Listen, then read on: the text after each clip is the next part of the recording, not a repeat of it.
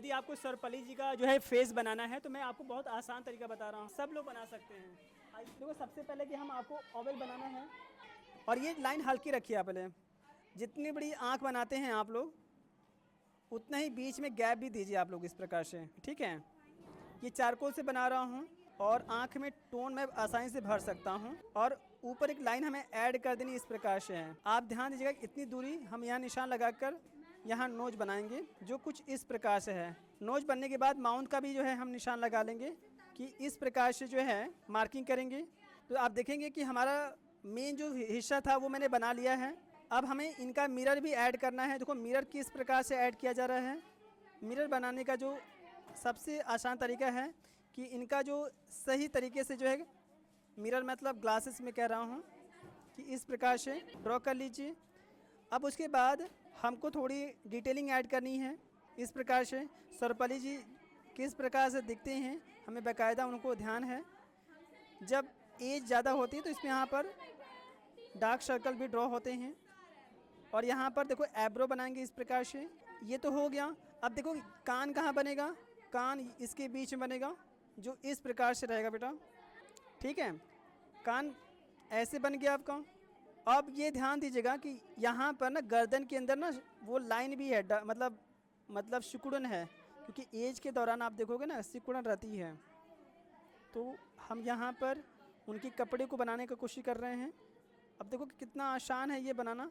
Beginner जो है एक आध दो बार जो है विजिट कर लेंगे, मतलब बार बार यदि एक दो बार देख लेते हैं तो वो समझ जाएंगे कि बनाया कैसे जाता है। ये तो हो गया। अब इनका जो मुख्य जो काम है वो क्या है, वो पगड़ी है, जो पगड़ी बनाया जा सकता है और उनका खत भी हमें थोड़ा दिखाना है। और पगड़ी के लिए यहाँ निशान लगाया, यहाँ से हम टर्न देंगे बेटा इस प्रकार से। ये देखो हमारा जो है ये हिस्सा बन गया। मतलब ये जो काम अभी मैंने किया है ना ये बहुत ही मुख्य काम था बेटा, ये आपको करना। अब आपके ऊपर डिपेंड है कि कहाँ से डार्क करोगे कहाँ से लाइट करोगे।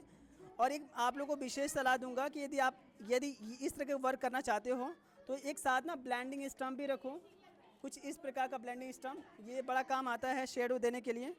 देखो आप जिस समय शेडिंग दूंगा ना तो ये सब्जेक्ट बहुत अच्छे से उभर जाएगा, क्योंकि ये बहुत बढ़िया टूल्स है और ये मार्केट में आप ले लोगे तो आपके काम में चार चांद आ सकता है।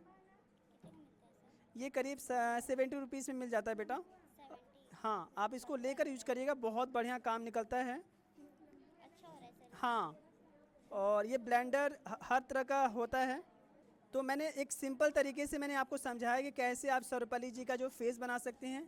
बस ध्यान रखिएगा कि इसके अंदर जितना डिटेलिंग ऐड करेंगे आपका विषय जो है उतना ही मज़ेदार उतना ही पक्का होता चला जाएगा। जैसे अभी देखिएगा सर्वपल्ली जी का जैसे चश्मा हम और डार्क करेंगे तो इनका जो फेस है वो ज़्यादा अच्छे से विजुअल होना शुरू हो जाएगा, क्योंकि हमें पता है कि कौन से हिस्से पर डार्क करने से हमारा कौन सा हिस्सा अच्छे से विजुअल हो सकता है।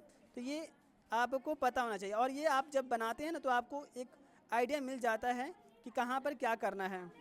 अब जैसे देखो यहाँ एब्रो पर डार्क कर दिया, क्या हो गया।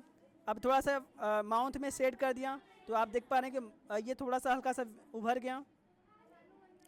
मतलब ऐसे ही आप छोटी छोटी चीज़ों को डिटेलिंग को ऐड कर मतलब जितना टाइम देंगे उतना ही बढ़िया तरीके से जो है ये विषय उभर सकता है, ठीक है।